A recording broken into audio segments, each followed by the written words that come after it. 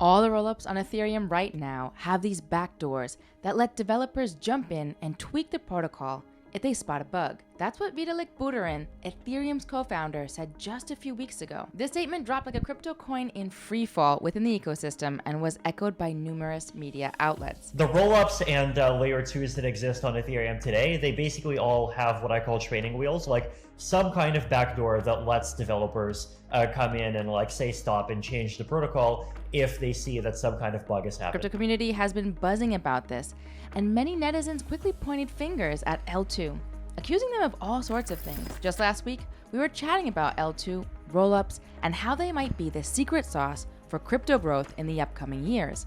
We dove into how zkSNARKs and zkSTARKs are shaking things up in the way Ethereum handles transactions.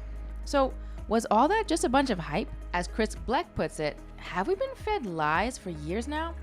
Whoa, hold up. It's not all black and white, and we're about to unpack this for you in this video. So grab your favorite snack, kick back, and let's dive in. The GeoCrypto crew and I are pumped to bring you yet another jam-packed video full of insights to keep you in the crypto fast lane. Buckle up, because today's topic is a total roller coaster.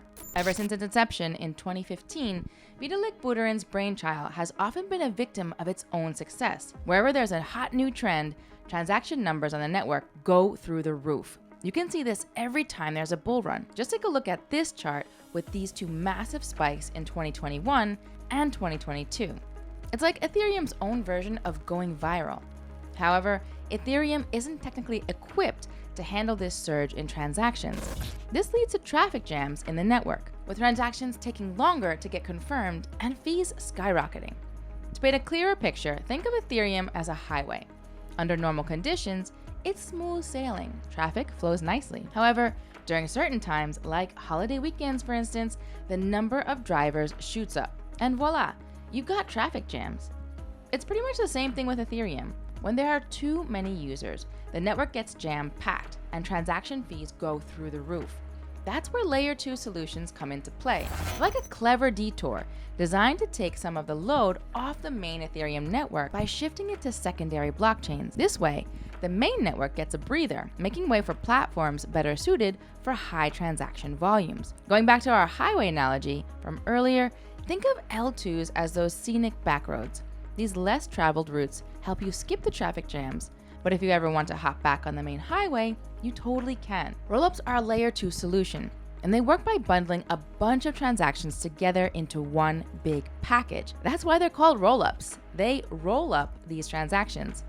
This mega package then gets sent over to layer 1, which is the main Ethereum network. So what about those backdoors we mentioned at the start of the video? Can we really trust transactions happening on these rollups? If taking these detours just means we might end up in a ditch, well, it's not worth the shortcut. Might as well stay stuck in traffic and wait it out. All right, let's first circle back to the terminology. In the clip we played at the start of the video, Vitalik first mentioned training wheels before diving into the whole backdoor thing. And that analogy seems spot on when talking about rollups. As we mentioned last week, rollups are a pretty fresh piece of tech, and they're still finding their footing. Developers have set up various tools allowing them to step in during major hiccups, kind of like those little training wheels on a kid's bike that help them get rolling without taking a spill. So, did Vitalik spill the beans by revealing the presence of backdoors in layer 2 solutions? Well, not exactly. In fact, it's information that's been well known and discussed within the Ethereum community for years. Back in November 2022, Vitalik Buterin himself tackled this topic on the Ethereum Magician Forum in a post with a pretty telling title, Proposed Milestones for Rollups Taking Off Training Wheels. Meanwhile, the top-notch website L2Beat has been pointing out these backdoors set up by developers ever since its inception. So yeah, developers did create entry points that allow them to pause or tweak the protocol on the fly if issues arise. However, there are safeguards in place to prevent any misuse or shenanigans. Most of these layer 2s can only be modified by what's called a multi-signature address. As many of you probably know, these addresses require multiple predefined participants to sign off before a transaction transaction or any other operation can take place. The signers also set a rule about the threshold that needs to be met. This defines how many keys are required to sign a transaction with that multi-signature address. For example, in this simple illustration, you'd need 2 out of the 3 keys to sign a transaction and/or approve an action. So when making changes to a rollup, the alterations typically have to be approved and signed by a multi-signature wallet. More often than not, in addition to the rollup's developers, this multi-sig address also involves folks who are external to the protocol. This either prevents or at least curtails the sway held by developers. Still, it's worth pointing out that pretty much all L2s have been open about their aim to decentralize systems over time. The first order of business is to attain a certain level of maturity and resilience. After that, they can ditch these proverbial training wheels. From that point forward, only decentralized governance will be in a position to modify the protocol. And as we've been saying, this isn't some well-kept secret. The information is out there, transparent for anyone who takes the time to dig in. For instance, here's what we found right after zkSNARK era shared its intent to decentralize. Of course, promises are only as good as the trust we place in them. However,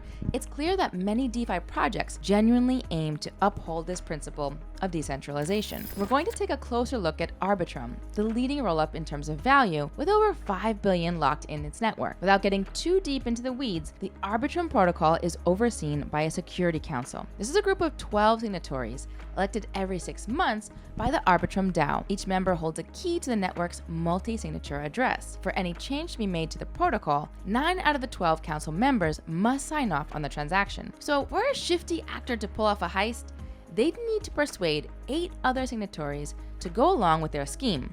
That's a tall order, especially considering that council members come from diverse backgrounds. For instance, the current council boasts members from other DeFi protocols like Stellar Network and DoDo. It also includes engineers from the Etherscan Explorer and even members from the Ethereum Foundation, such as Justin Drake. To put it plainly, persuading this diverse group to push through a network modification that would negatively impact users is no easy task. It's not impossible, but it's highly unlikely.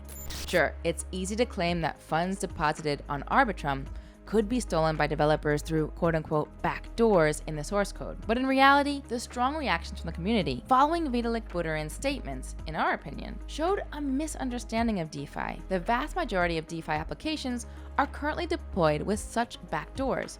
Among other things, they allow the protocol to be paused or to update certain smart contracts. Again, these functions are there to allow developers to intervene in the event of a major bug. As a result, they remain in place until the protocol is mature enough to be managed by a decentralized organization. For instance, the lending and borrowing platform, Aave, handed over the protocol keys to its decentralized governance in October 2020. Aave's developers no longer have control over the code, and any changes must be first approved by the protocol's governance. Much like rollups, most serious DeFi protocols that need to undergo updates have a multi-signature key to oversee changes in the protocol. As we saw with the Arbitrum case, this greatly reduces the potential for a malicious actor to compromise the protocol. There are decentralized protocols where there's no multi-sig that can access user funds, like Curve, Liquidity, or Uniswap. But bear in mind, in such cases, if something goes wrong, no one can step in to rectify the situation. There are also some projects that toe the line more than others. For instance, in February 2022, Polygon was called out by Justin Bonds for its lack of decentralization. In fact,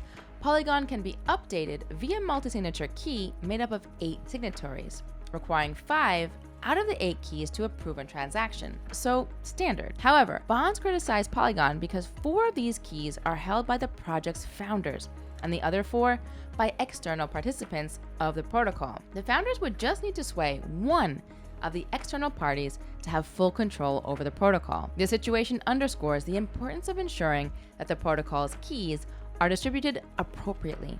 Having external participants is crucial to make sure that developers can't act unilaterally. Alright, what's the takeaway from all this? First off, big exhale. Nope, the developers haven't gone rogue and slipped some nasty tricks into layer 2 code.